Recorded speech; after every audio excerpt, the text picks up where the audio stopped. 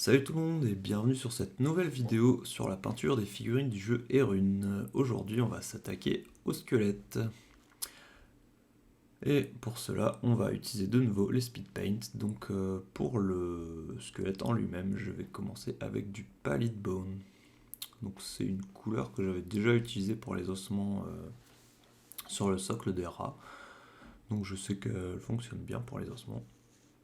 Donc j'utilise ça.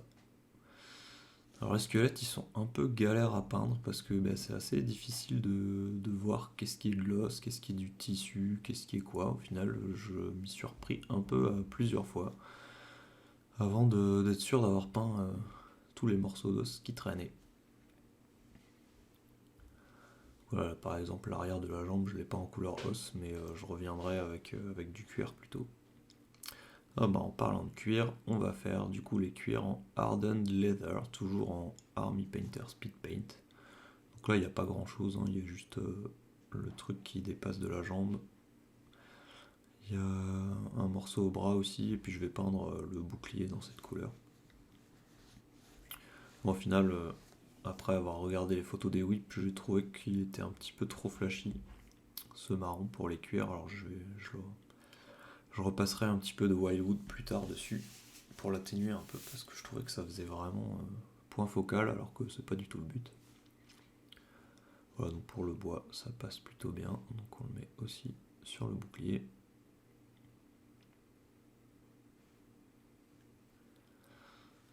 Donc c'est une vidéo qui était un peu trop longue, alors j'ai pas mal accéléré, pas mal coupé, notamment pour les bases. Donc voilà, nouvelle couleur, le Hidlord Blue, toujours un Army Painter Spin Paint, donc pour la toge, enfin la sorte de tissu quoi. Bon, je trouve qu'il est assez sympa ce bleu, il est bien flashy. Donc, quand il sèche, il tire un peu sur le violet dans les creux, et je trouve il est assez agréable à l'œil. Il est peut-être un peu moins liquide que les autres, plus facile à appliquer, ou alors peut-être que je me suis habitué, c'est possible aussi. En tout cas, je trouve ne pas avoir trop débordé. Voilà, donc comme d'habitude, je vous montre la vidéo sur un seul pitou, mais bien sûr, je fais les 4 en parallèle, hein, sinon c'est beaucoup trop long.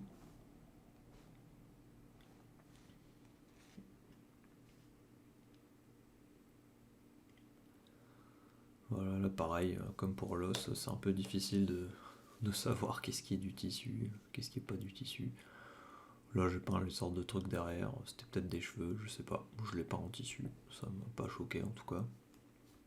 Après, ça reste des figurines de jeu, hein, donc c'est pas trop grave. Au pire, si vous vous ratez, que vous peignez une côte en tissu ou un bout de tissu en côte, peu importe. Ensuite, pour les cuirs marrons, comme pour les gobelins, on va passer du Wildwood Citadel Contrast cette fois parce que ils sont pas. J'ai pas encore cette couleur en speed paint, et puis j'ai un peu presque plein de contrastes, alors je l'utilise. Un marron assez sombre qui vraiment passe partout et plutôt bien pour les cuirs ou les socles. Voilà, donc là, le fait que ce soit de la contraste qui est un peu plus visqueuse, c'est un peu plus facile à poser, notamment sur les parties un peu plus détaillées comme les bandelettes de cuir. Alors j'aurais pu passer les métaux aussi avec ça, comme j'avais fait pour les gobelins, pour que ce soit plus facile ensuite de poser le métallique, mais vous allez voir, je vais faire un traitement un peu différent, un peu plus long, mais un petit peu différent pour avoir un effet métal vraiment piqué, très usé.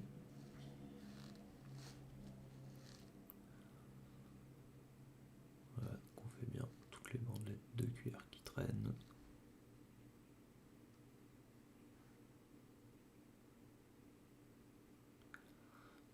Ensuite, donc on va passer du dry rust. Donc en général, c'est une couleur qu'on utilise pour faire de la rouille, mais en fait en sous-couche de métallique, ça permet d'avoir un métal vraiment piqué. Parce qu'en fait, il y a des petites billes dans la peinture et ça permet d'avoir un truc très texturé. Et je trouve que l'effet est plutôt pas mal. Alors, je vous ai pas montré, j'ai basé le socle en Gravelord Grey speed paint, mais ça c'est comme pour les rats et les gobelins, donc si vous n'avez pas vu les vidéos, je vous encourage à aller voir. Pareil pour les brossages, je les ai pas du tout montrés dans cette vidéo parce que c'est le même traitement que pour les rats. Voilà, donc cette partie de métal c'est un peu long parce que du coup il faut baser tout en dry rust, puis ensuite il faut tout rebaser en métallique du coup. Mais je trouve que pour des squelettes c'est vraiment intéressant d'avoir un métal bien pourri. Comme s'il sortait vraiment d'une tombe ou d'une crypte et qu'il était depuis un moment. Bien sûr je vous ai beaucoup accéléré tout ça, sinon la vidéo elle faisait 3h30 donc c'était un peu chiant. Déjà que là, elle fait presque 25 minutes, peut-être même plus. Je trouve ça un petit peu long. Je sais pas ce que vous en pensez, si vous préférez que ce soit encore plus court, plus coupé ou un petit peu plus long, que je m'attarde sur plus de détails. N'hésitez pas à me le dire en commentaire, histoire que je le sache pour les prochaines.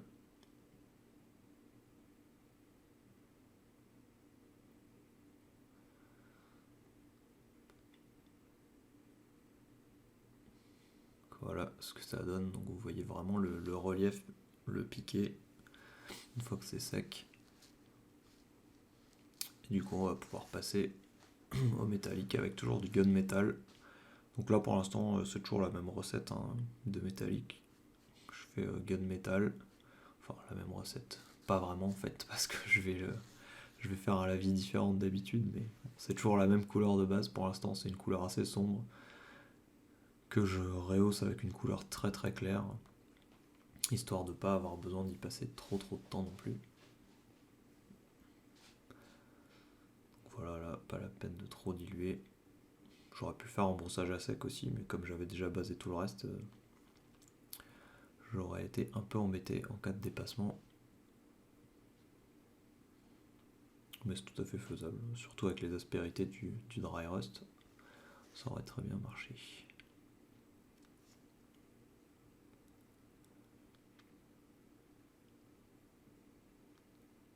Voilà, j'ai basé les sortes de choses à la taille et aux cuisses en métallique aussi, parce que j'ai estimé que c'était une armure. Peut-être que ça n'en est pas. En tout cas, ça choque pas tellement, je trouve.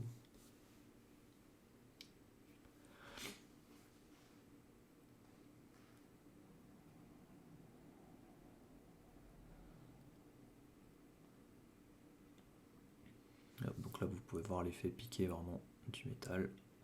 Donc cette fois, je vais faire un lavis d'Agrax Earthshade. Donc sur les autres figurines, j'avais fait en Null Oil. Mais là, pour accentuer encore l'effet brun rouillé, j'ai choisi un lavis marron. Ça aurait marché aussi avec du Null Oil, mais je me suis dit un peu d'Agrax, ça le fait aussi. Bon, bien sûr, je vais repasser de la rouille ensuite, parce que là, elle paraît beaucoup trop neuve, l'armure, pour un squelette. Donc ensuite, il y aura un gros traitement, de nouveau avec du dry rust, puis avec du rust dilué, puis du rust pur. Un peu comme ce que j'avais fait avec les gobelins d'ailleurs, mais en un peu plus violent, pour être encore plus rouillé.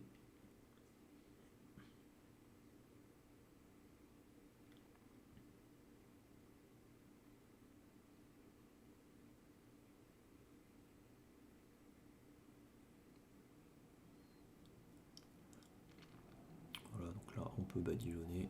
J'en ai profité pour en mettre aussi sur le bouclier. Et voilà ce que ça donne. Vous voyez vraiment déjà l'effet piqué. Et donc là, comme je vous avais teasé, je vais mettre un petit peu de Wildwood légèrement dilué sur les parties de cuir qui me plaisent pas trop, que je trouve qui font trop un point focal sur la cuisse. Déjà que vu la posture de la figurine, la tête est un petit peu en retrait, on voit pas forcément très bien, donc si en plus l'œil est attiré par la cuisse, et ben ça me dérangeait un peu. Donc là avec ce traitement ça me permet d'assombrir un peu, que ce soit moins flagrant. Et j'en profite aussi pour peindre ce machin que je pensais être une main d'os, mais en fait non, c'est une chaîne, alors du coup je vais le repaser en métallique derrière. Mais j'avais pas le courage de ressortir le dry rust et tout, donc là ça se verra pas trop, de toute façon c'est au pied, c'est pas un souci. Et oui, comme je disais, cette figurine, c'est un peu toujours les surprises, quoi. Genre, ah tiens, j'ai oublié de faire cette côte en os, j'ai oublié de faire ce morceau de tissu en bleu. Donc ouais, c'est même en ayant bien regardé la figurine d'abord, on peut se faire surprendre. D'ailleurs, vous voyez sur celle-là qu'il y a une côte qui est en bleu, ah, pas sur celle-là.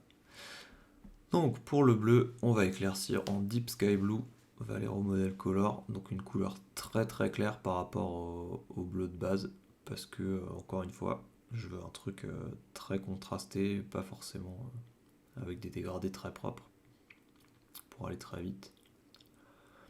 Donc là, comme le drapé est très prononcé, ça choque pas et c'est assez facile en fait. Vous prenez le pinceau de côté, vous entre guillemets vous caressez les aspérités avec le plat du pinceau et ça permet de marquer directement les plis.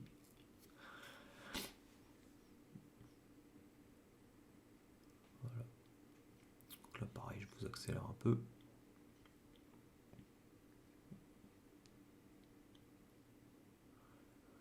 Ça permet d'ajouter vraiment de la définition à la figurine. Après, si vous voulez un résultat ultra rapide, juste en basant avec les speed paint, je pense que ça peut faire le taf aussi, mais moi j'aime bien que ce soit encore plus contrasté, alors je pousse un peu plus, mais sans non plus travailler trop les dégradés.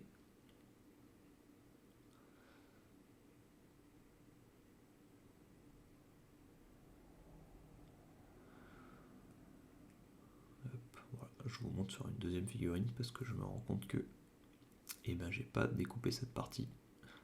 Donc voilà, vous revoyez le processus sur un deuxième squelette. Voilà, j'aurais pu vous économiser 20 ou 30 secondes de vidéo, désolé. Ça vous pouvez bien voir, enfin bien voir en accéléré, c'est relatif.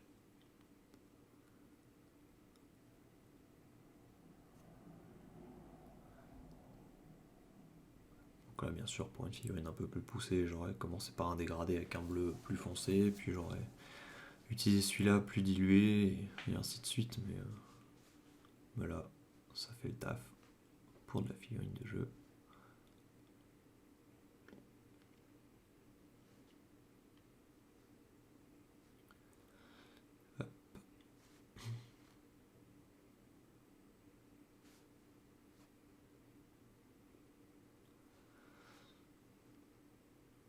Ensuite, on va éclaircir les cuirs avec du leather brown, donc les cuirs clairs, même si je les ai pas mal assombris depuis.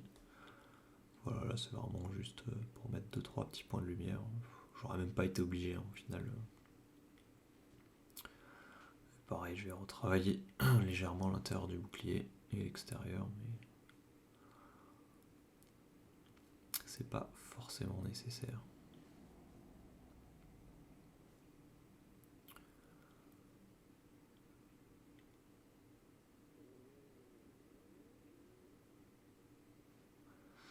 Ensuite, pour les cuirs plus sombres, on va passer avec du flat earth. Donc là, c'est tout ce qui est lanière. Donc ça, comme j'avais dit, c'est une couleur vraiment utile pour plein de choses, notamment pour les cuirs. Voilà, là on va éclaircir légèrement toutes les lanières. Donc là sur ces figurines, pour l'instant, je me contente à deux éclaircissements, voire un, ça dépend des couleurs. Donc là vous voyez le bleu. J'ai passé du Deep Sky Blue, ensuite je repasserai quelques arêtes en ivoire, pareil pour les autres. D'ailleurs l'ivoire sur les cuirs foncés c'était peut-être un peu trop violent tout de suite, vous verrez, mais bon, pour de la figurine de jeu encore une fois, ça le fait.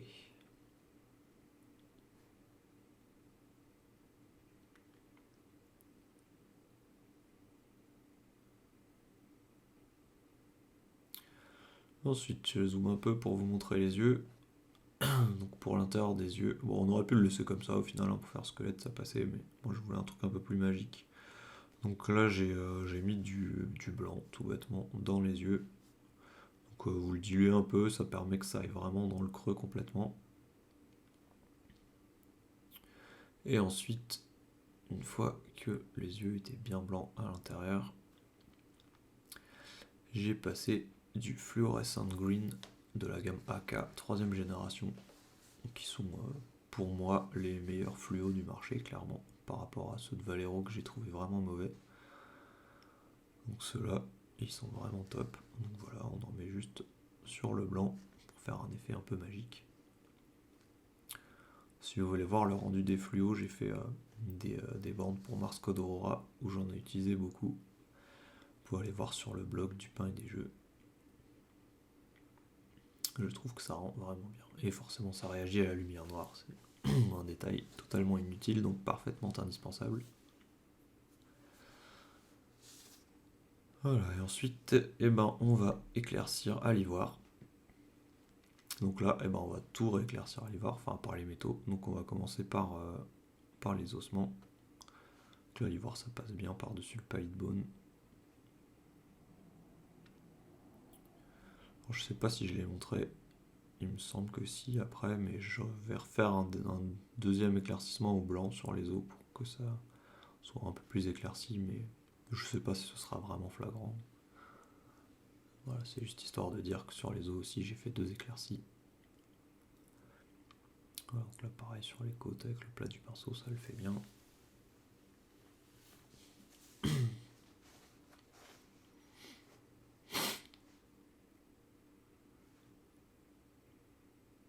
Alors vous me direz, j'aurais pu salir un petit peu les vêtements aussi, vu que je vais pourrir complètement les métaux, mais vu qu'ils sont déjà bien déchirés, on va dire que ça passe. Mais oui, j'aurais pu mettre du pigment sur le bas des vêtements aussi.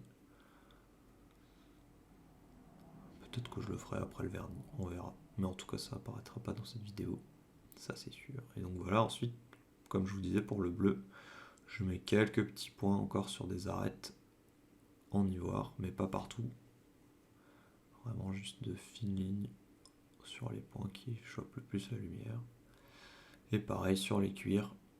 Donc là, vous voyez par rapport au marron que j'ai mis avant, c'est un peu violent quand même. C'est très tranché comme éclairci. Mais bon, ça passe.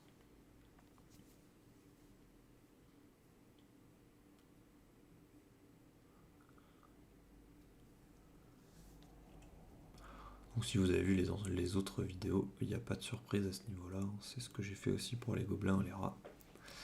Un éclairci avec une couleur plus claire et un dernier éclairci, un edge highlight comme on dit, à l'ivoire. Pour bien définir le tout.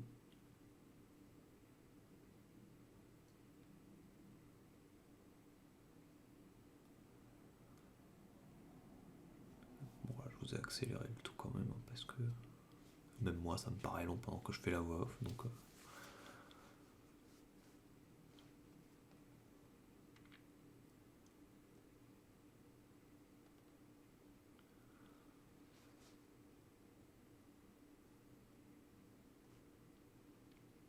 on peut repasser un petit peu sur certains points pour qu'ils soient vraiment bien couverts. Voilà, donc là, pour les éclaircies, j'ai un pinceau Raphaël 8404 en taille 0. Alors que pour la speed paint, j'avais des Green Stuff World en synthétique.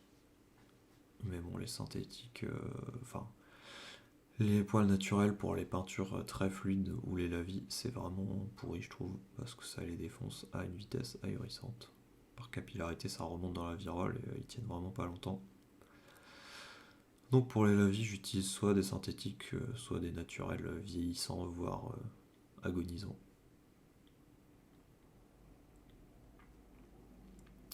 Voilà, ensuite on va éclaircir les métaux avec de l'aluminium, donc toujours de la gamme Valero Model R, donc c'est une peinture pour aérographe à la base, mais ça se pose aussi bien au pinceau. Donc là pareil, on va faire surtout les arêtes, hein. De toute façon ça va être un petit peu couvert par de la rouille après, mais c'est histoire quand même d'avoir une sorte d'éclat, du métal, enfin métallique, comme il avait dû être avant d'être enterré avec.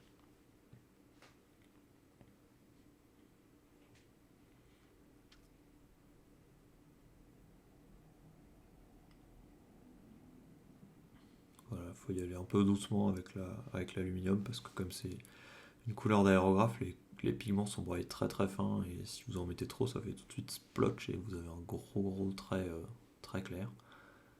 Donc il faut y aller doucement. Et pareil pour les métaux comme pour les lavis. Alors c'est pas le même problème de capillarité, mais par contre les pigments métalliques ça vous défonce les pinceaux aussi. Donc là c'est un poil naturel, mais pareil qui est pourri, hein. Donc c'est pour ça que j'utilise celui-là. Mais utilisez pas vos super pinceaux pour des lavis ou des métalliques ou des peintures texturées ou enfin tout ce qui n'est pas de l'éclaircissement très fin. Même pour les bases, vous pouvez prendre des pinceaux un peu moins bons, qu'une pointe un peu moins bonne.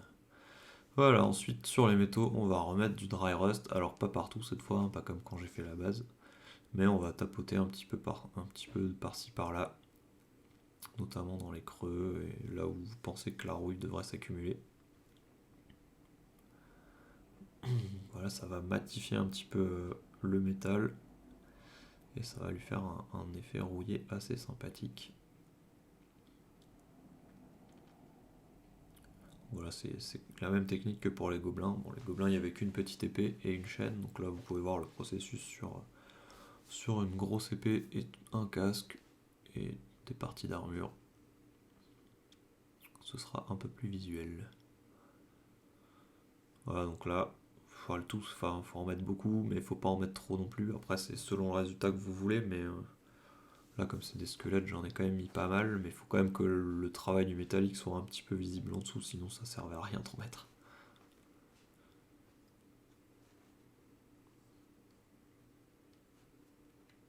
Et une fois que vous êtes satisfait avec ça, et ben on va mettre du coup du rust.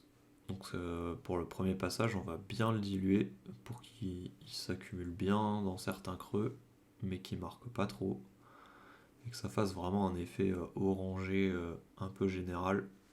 Pareil, faut pas en mettre partout, mais pareil, vous pouvez le pousser dans les creux, essayer de faire un peu d'éclaircie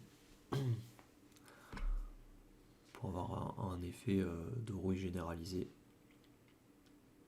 Et ensuite on va passer, ensuite on va l'appliquer pur à certains endroits où la rouille s'accumule aussi, pour avoir un effet vraiment orange pétant, vraiment très rouillé, avec un peu de texture en plus.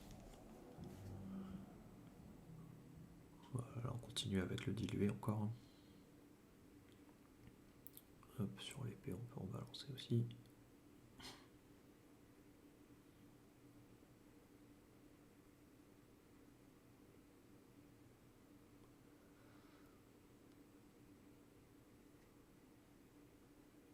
Faut pas hésiter à repasser parfois à certains endroits où vous en avez pas mis assez.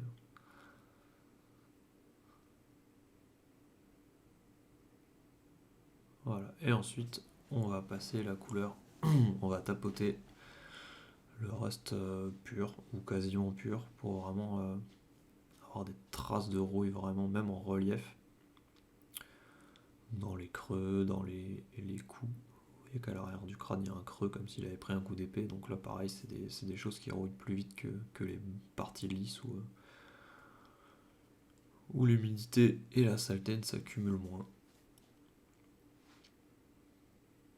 Donc là pareil on va faire ça partout. Donc ouais, pareil que pour l'autre, faut pas tout recouvrir, mais n'hésitez pas à y aller quand même, hein, c'est un squelette.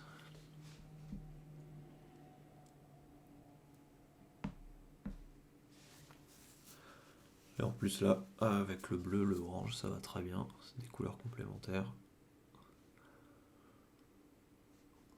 Ça, c'est du bonus.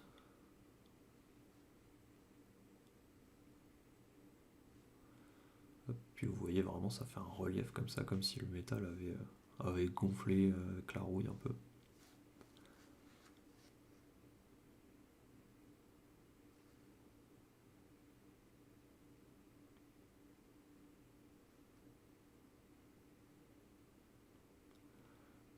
Mettre des petits points aussi, des plus gros points, un truc un petit peu aléatoire, autant que possible. Et voilà ce que ça donne. Donc là, j'ai traité le socle comme les autres. J'ai fait le bord de socle noir. J'ai bien laissé sécher. Et ça donne ça. Donc il y a les photos qui arrivent derrière. Donc j'espère que ce tuto vous aura plu et qu'il vous sera utile. Et n'hésitez pas à laisser un commentaire, un pouce bleu, vous abonner, enfin tout le tralala habituel. C'est quand même assez chronophage et ça fait toujours plaisir. Allez, ciao ciao, bonne peinture.